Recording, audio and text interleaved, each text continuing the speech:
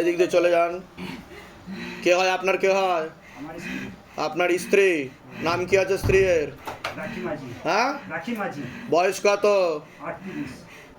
ক্ষতি করা হচ্ছে, একটা প্রেত আছে। কবে থেকে ক্ষতি করা হচ্ছে? হ্যাঁ, রক্তেরও সমস্যা হচ্ছে। কবে থেকে আছে প্রেত?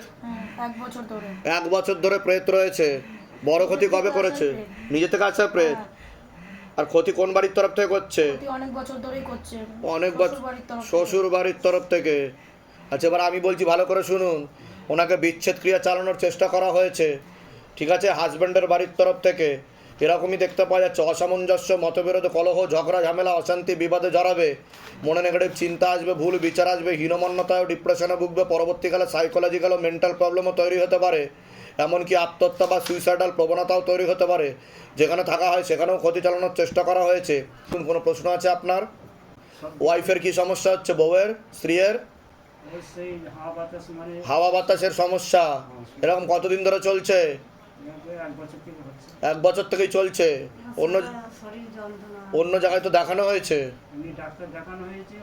ঠাকুর বাড়িতেও তো দেখিয়েছিলেন, অন্য জায়গায় তো যাওয়া হয়েছে। আমি তো লাভের লাভ কিছু হয়নি বলছে বাবা, তাই তো?